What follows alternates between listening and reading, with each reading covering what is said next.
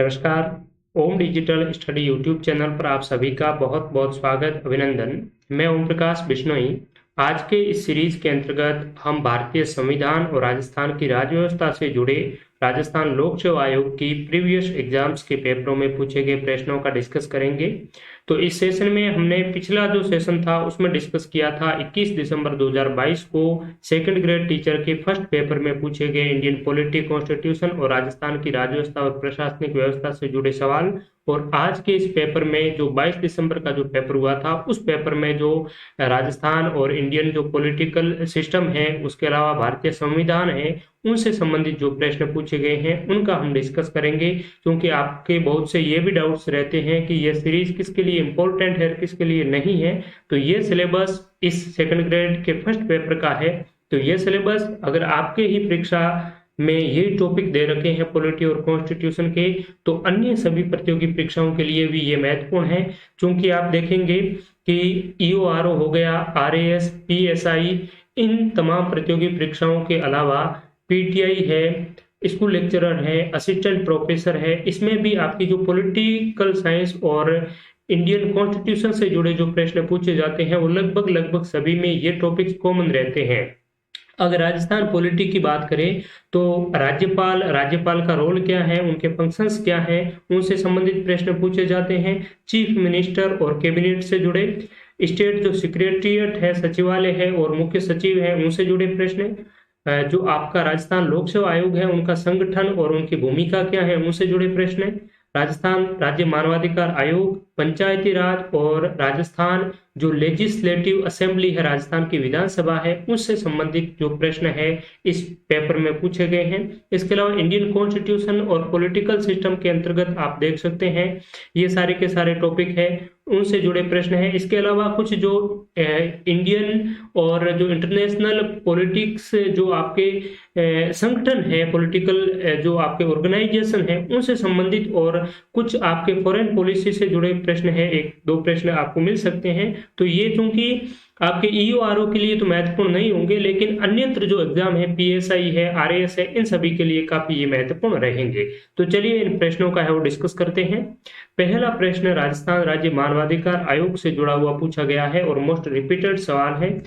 राजस्थान राज्य मानवाधिकार आयोग का संगठन है, यानी कि राजस्थान राज्य मानवाधिकार आयोग में अध्यक्ष सहित कितने सदस्य होते हैं। विकल्प एक में है एक अध्यक्ष व 6 सदस्य, एक अध्यक्ष व 3 सदस्य, एक अध्यक्ष व 4 सदस्य, एक अध्यक्ष एवं 2 सदस्य।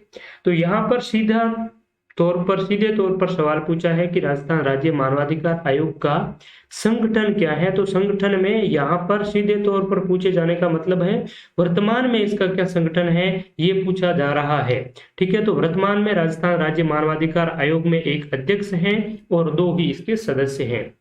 देखिए, अगर राजस्थान राज्य मानवाधिकार आयोग की पृष्ठभूमि पर जाए तो मानवाधिकार संरक्षण जो एक्ट है 1993 का, उस एक्ट के तहत 18 जनवरी 1899 को राजस्थान राज्य मानवाधिकार आयोग का नोटिफिकेशन जारी हो गया था। इसके गठन के लिए अधिसूचना है वो 18 जनवरी 1999 को जारी हो गई थी। 1899 नहीं, 1999। ठीक है, तो 18 जनवरी 1999 को जब राजस्थान राज्य मानवाधिकार आयोग के गठन के लिए अधिसूचना जारी हुई, तो इस अधिसूचना के तहत राजस्थान में शुरुआती दौर पर मानवाधिकार आयोग का संगठन अगर पूछा जाए तो शुरुआत में मानवाधिकार आयोग में एक अध्यक्ष और 4 सदस्यों का प्रावधान था। लेकिन 2006 में एक संशोधित अधिनियम आया, मानवाधिकार संरक्षण संशोधित अधिनियम जो 2006 है। इसमें क्या किया गया कि मानवाधिकार आयोग का जो राज्य मानवाधिकार आयोग है उसके संगठन में परिवर्तन करके एक अध्यक्ष और 2 सदस्यों का प्रावधान किया गया। इसके अलावा राजस्थान राज्य मानवाधिकार आयोग में एक सचिव भी होता है जो राजस्थान सरकार के मुख्य सचिव के स्तर का होता है, उससे नीचे के स्तर का नहीं हो सकता। इसकी अपनी एक जांच अन्वेषण एजेंसी भी है जिसमें राजस्थान के जो पुलिस महानिदेशक है उसकी रैंक का एक पुलिस ऑफिसर होता है उस अन्वेषण एजेंसी के अंतर्गत। ठीक है, तो ये आपको ध्यान में रखना है। इसके अलावा आइए देखते हैं कि इसके अध्यक्ष और जो आपके मेंबर्स हैं उनकी नियुक्ति संबंधित जो बातें हैं वो कहाँ पर कही गई है, किन व्यक्तियों को इसके अध्यक्ष और सदस्यों की नियुक्त किया जा सकता है।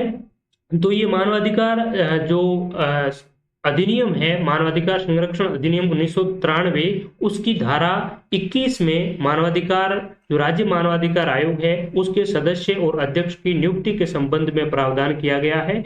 तो इसमें कहा गया है कि राजस्थान राज्य मानवाधिकार आयोग के अध्यक्ष या चेयरपर्सन है, तो चेयरपर्सन के रूप में हाईकोर्ट के चीफ जस्टिस को चेयरपर्सन यानी कि अध्यक्ष नियुक्त किया जा सकता है। लेकिन आपको यह भी ध्यान में रखना है कि 2019 में इसमें संशोधन करके मानवाधिकार आयोग के जो आपके चेयरपर्सन है उसके रूप में हाईकोर्ट के चीफ जस्टिस के अलावा हाईकोर्ट के भूतपूर्व न्यायाधीश यानी कि जस्टिस को भी राज्य मानवाधिकार आयोग के अध्यक्ष के रूप में है वो नियुक्त किया जा सकता है। तो चीफ जस्टिस और जस्टिस दोनों ही चेयरपर्सन के रूप में अपॉइंट किए जा सकते हैं, ठीक है।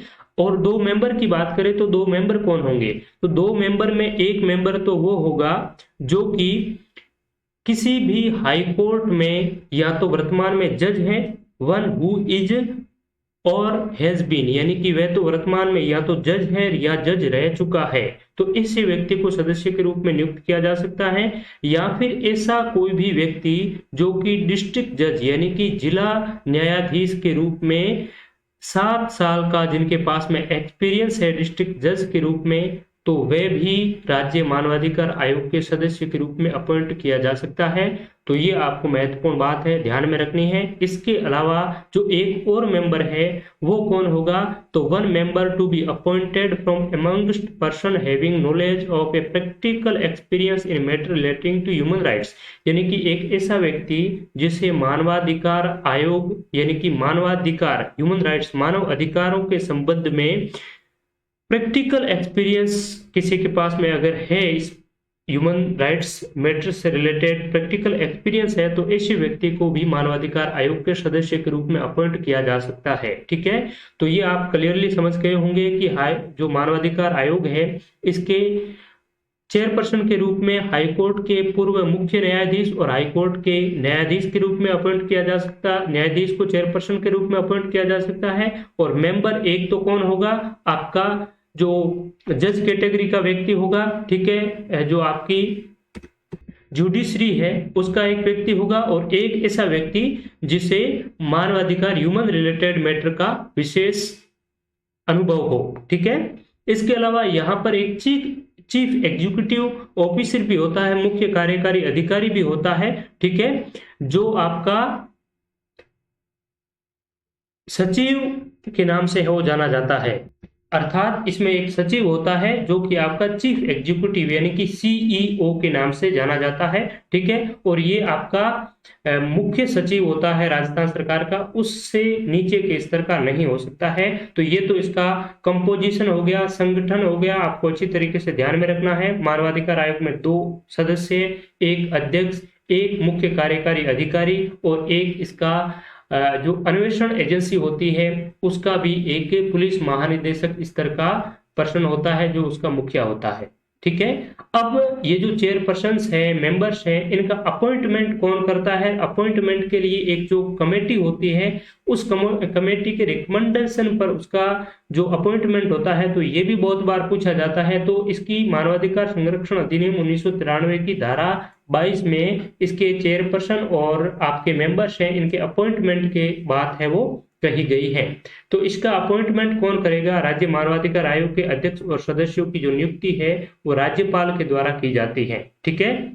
और राज्यपाल एक समिति की सिफारिश पर है वो करेगा। उस समिति का अध्यक्ष होगा चीफ मिनिस्टर यानी कि संबंधित राज्य का मुख्यमंत्री उस समिति का चेयरपर्सन होगा। इसके अलावा उसमें 3 मेंबर होंगे, ठीक है। तो मेंबर के अब बात करें तो एक मेंबर होगा विधानसभा का अध्यक्ष, विधानसभा का जो स्पीकर है, लेजिस्लेटिव असेंबली का स्पीकर है, वो एक मेंबर होगा। एक मेंबर होगा होम मिनिस्ट्री का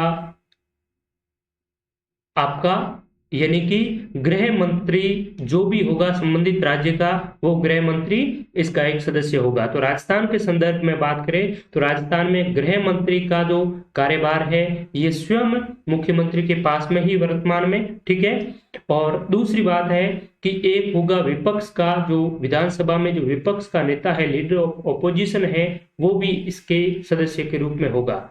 अगर किसी राज्य में द्विसदनात्मक व्यवस्थापिका है, विधानमंडल के अंतर्गत विधान परिषद और विधानसभा दोनों ही है, तो विधान परिषद का जो आपका स्पीकर होगा वो भी, विधान परिषद का जो चेयरमैन होगा वो भी इसका सदस्य होगा। इसके अलावा विधान परिषद में जो लीडर ऑफ अपोजिशन होगा वो भी इसके सदस्य के रूप में है, वो कमेटी में शामिल है, वो किया जा सकता है, किया जाएगा, ठीक है। तो ये आपके हो गए अपॉइंटमेंट कमेटी जो होती है, ठीक है, उस कमेटी के सदस्य और चेयरपर्सन, और इसी कमेटी की सिफारिश पर राज्यपाल के द्वारा अधिपत्र जारी करके सील लगा करके मानवाधिकार आयोग के अध्यक्ष और सदस्यों की नियुक्ति करते हैं। तो ये काफी बार पूछा जाता है कि निम्न में से मानवाधिकार आयोग की नियुक्ति समिति में कौन शामिल नहीं होता है। तो स्पीकर होता है विधानसभा का, विपक्ष का नेता होता है, और एक होता है आपका मंत्री, गृह मंत्री, ठीक है, डिपार्टमेंट ऑफ होम। तो ये बात आपको ध्यान में रखनी है। नेक्स्ट प्रश्न है, निम्नलिखित में से कौन अंतर्राष्ट्रीय श्रम कॉन्फ्रेंस के अध्यक्ष रह चुके हैं? राजीव गांधी, जगजीवन राम, अटल बिहारी वाजपेयी और लाल कृष्ण आडवाणी। तो जगजीवन राम ये भारत के प्रथम श्रम मंत्री थे, लेबर मिनिस्टर। भारत के पहले श्रम मंत्री कौन थे? बाबू जगजीवन राम। और इन्होंने 1950 में इंटरनेशनल जो श्रम कॉन्फ्रेंस है इनकी अध्यक्षता है वो की थी, प्रेसिडेंट के रूप में हो रहे थे। अब तक भारत के 4 व्यक्ति ILO जो इंटरनेशनल जो श्रम कॉन्फ्रेंस है, लेबर कॉन्फ्रेंस है, इसके प्रेसिडेंट के रूप में है वो रह चुके हैं, ठीक है। इसके अलावा अगर बात करें ILO की, तो ILO की स्थापना होती है 11 अप्रैल 1999 को इसकी स्थापना हुई थी, और स्विट्जरलैंड के जेनेवा में इसका मुख्यालय है। वर्तमान में 187 इसके सदस्य हैं। यहाँ पर आइए देख लेते हैं।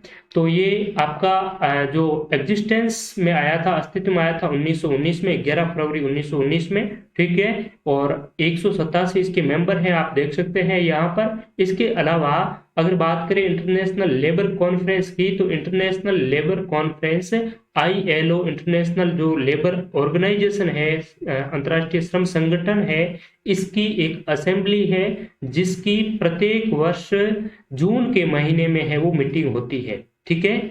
इस कॉन्फ्रेंस में अब तक भारत के 4 व्यक्तियों ने इसका अध्यक्षता यानी कि प्रेसिडेंट है वो रहे हैं। आपसे पूछा जाए कि ILO के पहले भारतीय प्रेसिडेंट कौन थे, तो वो थे अतुल चटर्जी।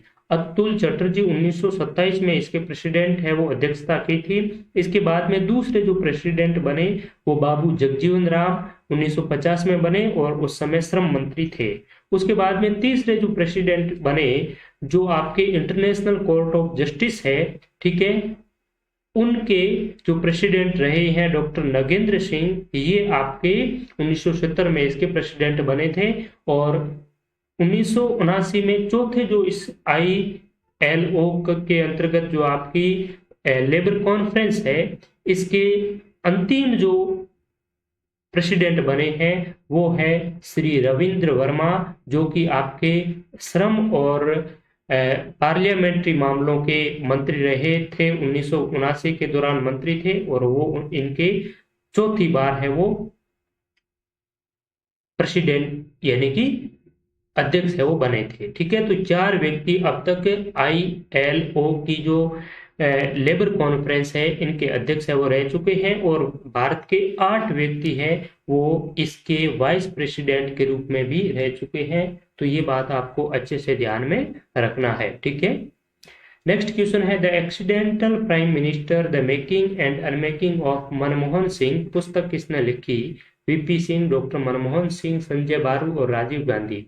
तो संजय बारू जो कि मनमोहन सिंह के मीडिया सलाहकार थे और इन्होंने ही मनमोहन सिंह पर the accidental prime minister, the making and unmaking of Manmohan Singh नामक पुस्तक है वो लिखी थी। और इस पुस्तक पर 2019 में एक फिल्म भी है, 2019 में ये पुस्तक लिखी थी और इस पर एक फिल्म भी बन चुकी है, ठीक है, इसी के नाम से द एक्सीडेंटल प्राइम मिनिस्टर, ठीक है। तो ये आपकी संजय बारू के द्वारा लिखी गई पुस्तक है। किस पर लिखी थी? मनमोहन सिंह पर। नेक्स्ट है, निम्नलिखित में से कौन सा संविधान की प्रारूप समिति के सदस्य थे? तो संविधान की प्रारूप समिति, जिसे ड्राफ्टिंग कमेटी के नाम से जाना जाता है, और पहले भी इससे संबंधित सवाल बहुत बार पूछे जाते हैं। तो इस समिति में अध्यक्ष सहित 7 टोटल सदस्य थे, जिनकी अध्यक्षता की थी डॉक्टर अंबेडकर जी ने, ठीक है। और ये जो प्रारूप समिति थी, ड्राफ्टिंग कमेटी थी, इस कमेटी की का गठन है वो कब किया था? तो 29 अगस्त 1947 को आपकी ये ड्राफ्टिंग कमेटी है वो अस्तित्व में आई, जिसके N Gopalaswami Ayyangar, Alladi Krishnaswami Ayyar, K M Munshi, Mohammad Saadulla, N Madhav Rao, VT Krishnamachari इत्यादि इनके सदस्य थे। तो यहाँ पर 1 और 3 राइट आंसर हो जाएगा। 1 और 3 यानी कि विकल्प नंबर 4 इनके प्रारूप समिति के सदस्य थे। बाकी जवाहरलाल नेहरू और सरदार पटेल हैं, ये इनके सदस्य नहीं थे, ठीक है। तो इसमें राइट आंसर 4 हो जाएगा। इसके अलावा हमने पहले भी डिस्कस किया एन गोपालास्वामी अय्यर, ठीक है, एन गोपालास्वामी अयंगर, ए के Iyer, K M Munshi, Mohammad Saadulla, N Madhavrao के जगह ये एन माधवराव है, ये आपके बी एल मित्र की जगह आए थे। और एक वीटी कृष्णमाचारी, ठीक है, वीटी कृष्णमाचारी है, ये आपके डीपी खेतान की जब निधन हो गया था तो डीपी खेतान के स्थान पर वीटी कृष्णमाचारी है, वो आपकी प्रारूप समिति के सदस्य है, वो बने थे। नेक्स्ट, राजस्थान विधानसभा को विघटित करने का अधिकार किसी के पास है? तो अगर राजस्थान की लेजिस्लेटिव असेंबली को डिसोल्व किया जाए, विघटित किया जाए, तो ऐसा जो अधिकार है वो राज्यपाल के पास में है। तो राज्यपाल कब इसको विघटित करेंगे? तो राज्यपाल जब विघटित कर सकते हैं तब विधानसभा के जो सत्ता पक्ष है उस सत्ता पक्ष के पास में पर्याप्त बहुमत ना हो, ठीक है। पहले तो बहुमत सिद्ध करने को कहेंगे, ठीक है। जब विश्वास प्रस्ताव पेश करेंगे, विश्वास प्रस्ताव के बाद में जब राज्यपाल को ये लगेगा कि जो सत्ता पक्ष है उसके पास में पर्याप्त बहुमत नहीं है, तो इस स्थिति में, इस सिचुएशन में वो राज्य जो विधानसभा है उसको विघटित करके नए चुनाव है वो करवा सकते हैं, ठीक है। तो विघटित करने का अधिकार राज्यपाल के पास में है। और विधानसभा का जो सत्रावसान करना है, ठीक है, वो भी अधिकार है वो राज्यपाल के पास में है। लेकिन विधानसभा के जो सत्र, डेली जो सत्र चल रहे होते हैं, उन सत्र का अगर स्थगन करना होता है तो सत्र के स्थगन करने का जो अधिकार है वो विधानसभा के स्पीकर के पास में होता है, ये आपको ध्यान में रखना है। और कैबिनेट की जितनी भी जो बैठकें वगैरह बुलाने का कार्य है, तो कैबिनेट की बैठकें बुलाते हैं सीएम, मुख्यमंत्री, ठीक है। नेक्स्ट है, राजस्थान विधानसभा के द्वितीय अध्यक्ष कौन थे? लक्ष्मण सिंह, रामनिवास मिर्धा, नरोत्तम लाल जोशी, रामकिशोर व्यास। तो राजस्थान जो विधानसभा है इसके जो द्वितीय अध्यक्ष थे वो थे आपके रामनिवास मिर्धा। और रामनिवास मिर्धा राजस्थान विधानसभा में सर्वाधिक समय तक विधानसभा के स्पीकर के तौर पर रहने वाले व्यक्ति हैं, ठीक है। और ये राजस्थान की ओर से राज्यसभा के सदस्य के रूप में भी सर्वाधिक समय तक रहने वाले व्यक्ति है। 4 बार राज्यसभा सदस्य रहे हैं रामनिवास मिर्धा। तो देखिए, नरोत्तम लाल जोशी है, ये राजस्थान के पहले विधानसभा के स्पीकर थे, विधानसभा के पहले अध्यक्ष नरोत्तम लाल जोशी, जो 30 मार्च 1952 से लगा करके 25 अप्रैल 1954 तक रहे। उसके बाद में रामनिवास मिर्धा जी है, जो कि 25 अप्रैल 1957 से लगा करके 3 मई 1967 तक, यानी कि लगभग 10 साल है, ये लगातार रामनिवास मिर्धा जी विधानसभा के स्पीकर रहे हैं। तो सर्वाधिक टाइम स्पीकर रहने का रिकॉर्ड भी रामनिवास मिर्धा जी के पास में ही है। इसके अलावा निरंजन नाथ आचार्य है, ये तीसरे स्पीकर है वो रहे हैं व्यक्ति के तौर पर। नेक्स्ट है, किस वर्ष भारतीय कम्युनिस्ट पार्टी का 2 दलों यानी कि CPI communist party of India और CPI यानी कि communist party of India Marxist मार्क्सवादी कम्युनिस्ट पार्टी में जो विभाजन हो गया था वो कब हुआ? तो जो कम्युनिस्ट पार्टी है, ये कम्युनिस्ट पार्टी विशेष तौर पर आपकी जो साम्यवादी विचारधारा है उसको आगे बढ़ाने के लिए उस विचारधारा पर चलने वाली जो पार्टी है, ठीक है। और ये जो पार्टी है ये सर्वप्रथम एम.एन. रॉय के नेतृत्व में 1925 में कम्युनिस्ट पार्टी है वो अस्तित्व में आई थी, 1925 के आसपास में, ठीक है। और 1964 में इसका है वो दो अलग अलग नामों से विघटन हो गया। 1962 में जो भारत और चाइना का जो वॉर हुआ था, युद्ध हुआ था, तो उस युद्ध के फलस्वरूप इसके कुछ व्यक्ति हैं वो आपके सोवियत संघ के पक्ष की विचारधारा के थे और कुछ है वो चाइना की विचारधारा के थे। और इसमें काफी जो आपकी कांग्रेस का नेतृत्व था उस समय 1962 के युद्ध के समय, तो इसी वजह से इसमें काफी कुछ है वो आंतरिक कलह की वजह से इसमें टूट हो गई, संगठन विघटन हो गया। और 1964 में आपके जो सोवियत संघ की विचारधारा रखने वाले जो व्यक्ति थे वो तो CPI में रहे, कम्युनिस्ट पार्टी ऑफ इंडिया में रहे, और इसके जो विपक्षी व्यक्ति थे वो आपके CPIM यानी कि कम्युनिस्ट पार्टी ऑफ मार्क्सिस्ट में है वो शामिल हो गए थे, ठीक है। तो इसमें वर्तमान में आपको ध्यान में रखना है कि ये दोनों ही पार्टियां पहले तो राष्ट्रीय राजनीतिक दल थी, और वर्तमान में अगर बात करें तो वर्तमान में आपकी communist party of India Marxist है, ये एक राष्ट्रीय पार्टी का इसके पास में दर्जा है। लेकिन जो CPI है इसे 10 अप्रैल 2023 को यानी कि रिसेंटली CPI को जो राष्ट्रीय पार्टी का दर्जा दिया हुआ था उसका टैग है वो भारत निर्वाचन आयोग ने वापस ले लिया है। तो ये वर्तमान में 6 नेशनल पार्टीज है जिसमें communist party of India Marxist भी नेशनल पार्टी के रूप में सूचीबद्ध है, ठीक है। तो ये बात आपको ध्यान में रखनी है, काफी महत्वपूर्ण है। इसके अलावा ध्यान रखने वाली बात यह है कि जब भारत में पहले आम चुनाव हुए थे 1952 के आसपास में, तो 1952 के पहले आम चुनाव में अगर भारतीय कांग्रेस पार्टी की सामने सबसे बड़ी जो विपक्षी पार्टी थी वो CPI ही थी, कम्युनिस्ट पार्टी ऑफ इंडिया ही थी।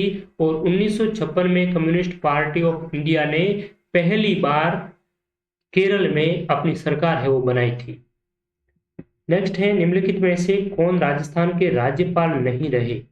Field marshal Sam Manekshaw, air chief marshal OP Mehra, Sardar Joginder Singh और सरदार हुकुम सिंह। तो इसमें राइट आंसर आपका हो जाएगा फील्ड मार्शल सैम मोकेनशा, ये आपके राजस्थान के राज्यपाल नहीं रहे हैं। अगर बात करें OP मेहरा की तो एयर चीफ मार्शल यानी कि ये भारतीय वायुसेना के अध्यक्ष थे जो राजस्थान के राज्यपाल भी रहे हैं। इन्हें पद्म विभूषण से सम्मानित किया जा चुका है। भारतीय एरोनॉटिक्स के ये अध्यक्ष भी रह चुके हैं, ठीक है। और भारतीय ओलंपिक संघ के भी अध्यक्ष रह चुके हैं। तो इस प्रकार से आपसे सवाल पूछे जा सकते हैं कि भारत के ऐसे राज्यपाल जो भारतीय एरोनॉटिक्स के भी अध्यक्ष रह चुके हैं तो वो कौन है? आपके OP मेहरा साहब हैं, ठीक है। तो ये चीजें आपको अच्छी तरीके से ध्यान में रखनी है। इसके अलावा सरदार जोगेंद्र सिंह की बात करें तो ये राजस्थान के ऐसे राज्यपाल हैं जोगेंद्र सिंह जो आपकी संविधान सभा है, संविधान सभा के सदस्य रह चुके हैं। भारत की जो अंतरिम संसद थी उसके भी सदस्य रह चुके हैं। भारतीय जो उच्च सदन है राज्यसभा उसके भी सदस्य रह चुके हैं। और भारत के जो निम्न सदन है लोकसभा उसके भी सदस्य रह चुके हैं। तो आपसे सवाल पूछा जाए कि राजस्थान के ऐसे राज्यपाल जो भारतीय संविधान सभा, भारतीय लोकसभा, भारतीय राज्यसभा और अंतरिम जो संसद थी उनके सदस्य रह चुके हैं, तो ये है आपके सरदार जोगेंद्र सिंह। और सरदार हुकुम सिंह की बात करें तो ये राजस्थान के ऐसे राज्यपाल हैं जो कि लोकसभा के स्पीकर रह चुके हैं। लोकसभा स्पीकर कौन? सरदार हुकुम सिंह। तो ये इनके बारे में महत्वपूर्ण जो डिटेल है वो भी आपको ध्यान में रखते हुए चलना है। नेक्स्ट है बाडुंग सम्मेलन किस वर्ष हुआ था? 1952, 60, 51 और 1955। तो ये इंटरनेशनल नेशनल ऑर्गेनाइजेशन से जुड़ा सवाल है। तो बाडुंग जो सम्मेलन है ये 1955 में हुआ था, ठीक है। और बाडुंग आपका इंडोनेशिया में पड़ता है, ठीक है। और ये सम्मेलन अफ्रीका और एशियाई देशों का था, इसलिए इसे एफ्रो एशियाई सम्मेलन के नाम से जाना जाता है। और ये एफ्रो एशियाई का पहला सम्मेलन था। अफ्रीका और एशिया के जो नव स्वतंत्र राष्ट्र है उनका पहला सम्मेलन था, जो बांडुंग में हुआ था 1955 में।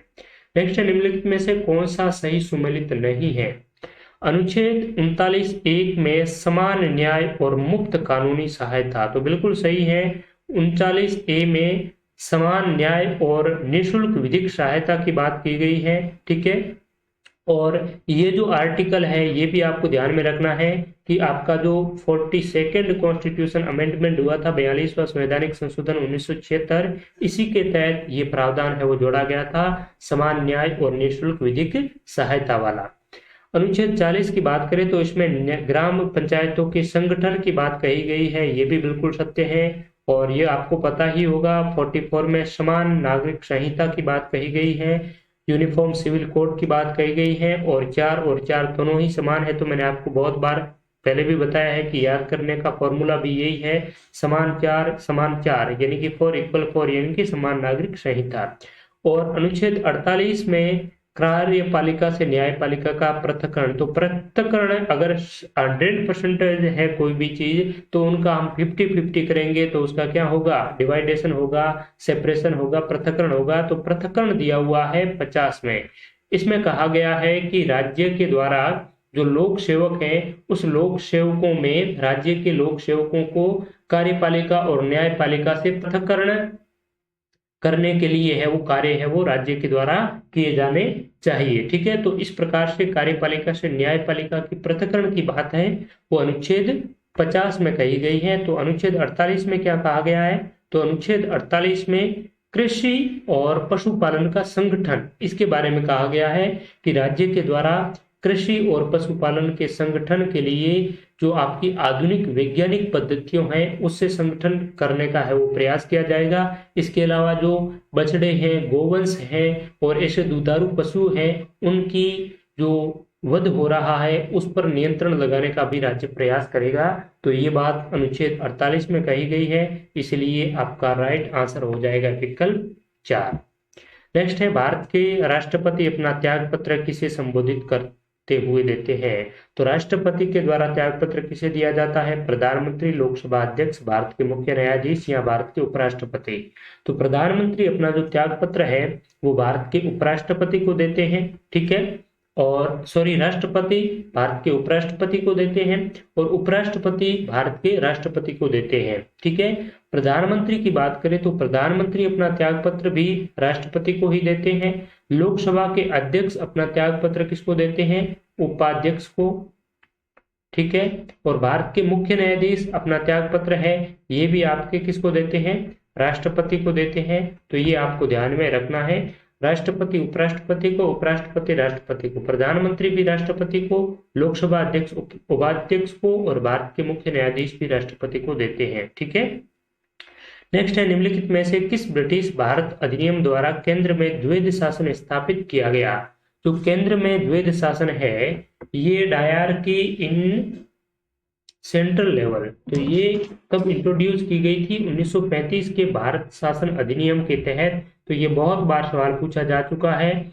1935 में भारत शासन जो अधिनियम 1935 है, इसमें जो प्रांतीय द्वैध शासन था उसको समाप्त करके केंद्र में द्वैध शासन की स्थापना की गई और केंद्र और राज्यों में जो आपका शक्तियों का बंटवारा है वो भी किया गया।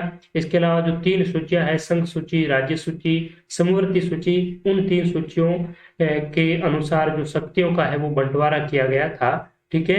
तो ये महत्वपूर्ण बातें ध्यान में रखना है। इसके अलावा 1935 का जो भारत शासन अधिनियम है उसमें एक संघीय शासन प्रणाली की भी नींव रखी गई थी, जिसमें 2 इकाई में विभक्त करने की बात कही गई थी, एक तो ब्रिटिश भारतीय प्रांत और एक देशीय रियासतें। लेकिन अखिल भारतीय जो संघीय व्यवस्था है वो कभी भी अस्तित्व में नहीं आई थी, ठीक है। और आपको हमने पिछले सेशन में ये भी बताया था कि इस भारत जो शासन अधिनियम है इसमें जो केंद्र और इकाइयों के बीच में 3 सूचियों में जो शक्तियों का बंटवारा किया गया था उसमें आपको ध्यान में रखना है। एक आपकी जो संघ सूची है उनमें 59 विषय संघ सूची में शामिल किए गए 54 विषय राज्य सूची में और 36 विषय है ये आपकी जो संवर्ती सूची है उसमें शामिल है, वो किए गए थे। और जो अवशिष्ट शक्तियां है, रेजिडुअल पावर है, वो किसको दी गई, ये आपसे पूछा जा सकता है कि भारत शासन अधिनियम 1935 में अवशिष्ट शक्तियां किसके पास में थी, तो अवशिष्ट शक्तियां दी गई थी वायसराय को। ठीक है, ये आपको ध्यान में रखना है।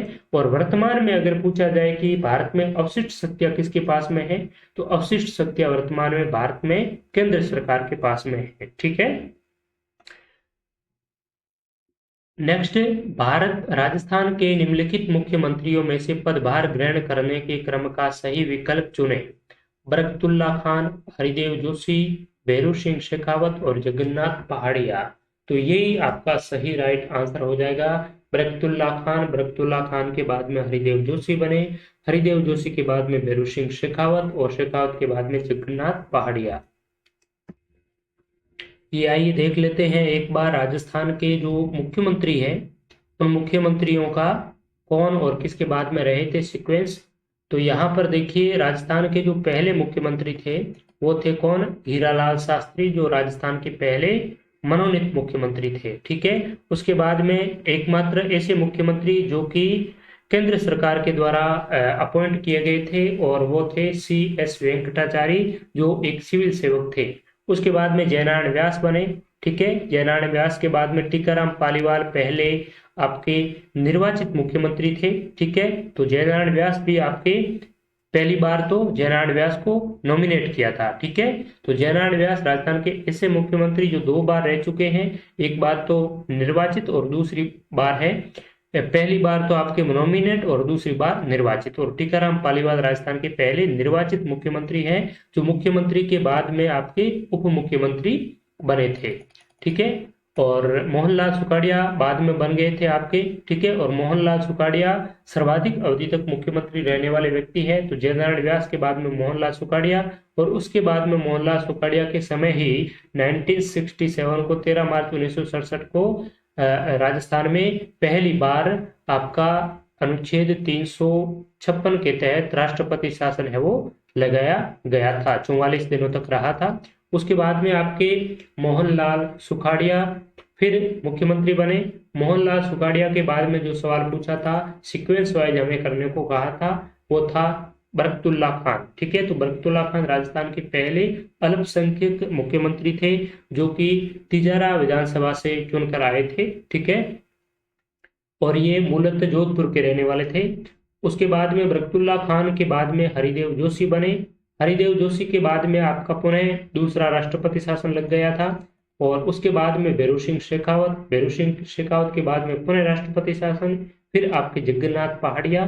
ठीक है, तो इस प्रकार से ये मुख्यमंत्रियों का क्रम है। शिवचरण माथुर, उसके बाद में हीरालाल देवपुरा, हरिदेव जोशी, शिवचरण माथुर, उसके बाद में हीरालाल देवपुरा के संबंध में आपको ध्यान में रखना है कि ये राजस्थान के ऐसे मुख्यमंत्री हैं जो कि सबसे कम समय तक यानी कि 15 दिन तक मात्र ये मुख्यमंत्री रहे थे। ठीक है, तो ये राजस्थान के मुख्यमंत्रियों की सूची आपको ध्यान में रखना है कौन किसके बाद आया। ठीक है, अब क्रम चल रहा है, एक बार अशोक गहलोत, एक बार वसुंधरा राजे, अशोक गहलोत और वसुंधरा राजे। तो आइए अब पुनः चलते हैं। आप इन चीजों को एक बार आपने देख लिया होगा।